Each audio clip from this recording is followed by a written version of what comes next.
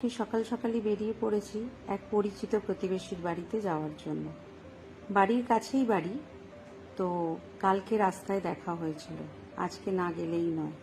আমরা এই পাড়ায় যখন আসি আমাদের 3 বছর হলো, তো উনি আর ওনার হাজব্যান্ড আমাদের বিভিন্নভাবে সাহায্য করেছিলেন। নতুন জায়গা, অনেক কিছুই চিনি না জানি না, কোথায় ইলেকট্রিকের মিস্ত্রি, কাঠের মিস্ত্রি, এরকম ছোটোখাটো নানা রকমভাবে আমাদের হেল্প করেছেন।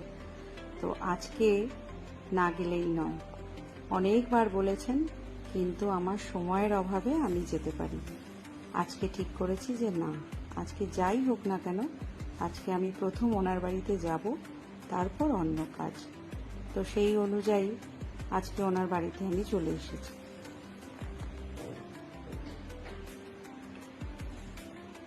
একটু কথাবার্তা বলে নিয়ে উনি নিয়ে গেলেন ওনার ছাদ বাগানে।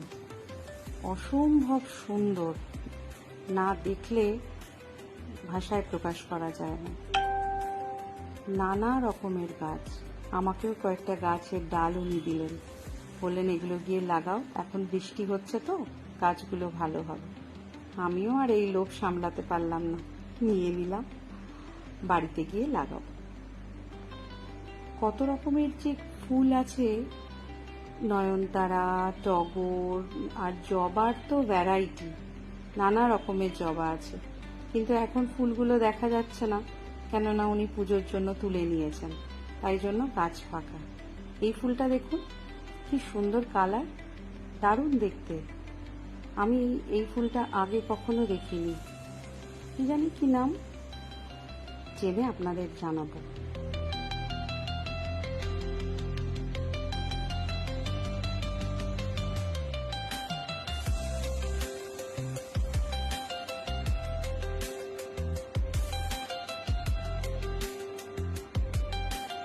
এইদিকেও প্রচুর গাছ, নয়নতারা গাছ তো ভর্তি। আসলে নয়নতারা গাছের ডাল একটা থেকে কেটে অনেকগুলো লাগানো যায়, আর সবগুলোই মোটামুটি হয়, এমন নয় যে হয় না। তো এই জন্য প্রচুর গাছ আছে নয়নতারা, সাদা রঙের, গোলাপি রঙের, খুব ভালো লাগে দেখতে।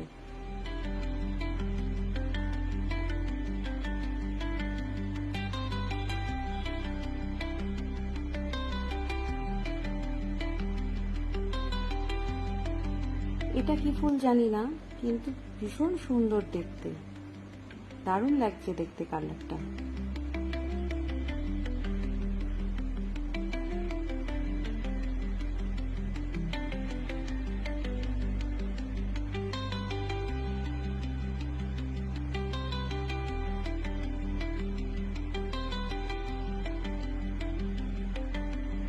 গাছে কুড়ি এসেছে, বৃষ্টির জল পেয়ে গাছগুলো যেন প্রাণ ফিরে পেয়েছে।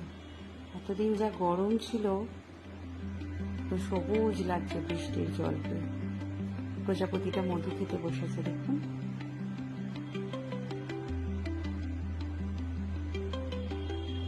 দারুণ লাগছে সাদা ফুলটা দেখতে। এদিকেও প্রচুর, মানে পুরো ছাদটা জুড়ে গাছ, নানা রকমের গাছ। বেগুন গাছও লাগিয়েছে, করলা গাছ। এটা দেখুন অদ্ভুত ধরনের একটা ফুল।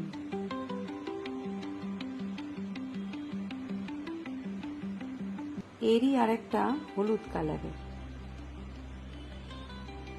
এগুলো সব নাম জেনে আপনাদের পরে জানাবো। অনেকক্ষণ এসেছি, এবার বাড়ি ফিরতে হবে। চলুন এবার বাড়ি ফেরা যাক।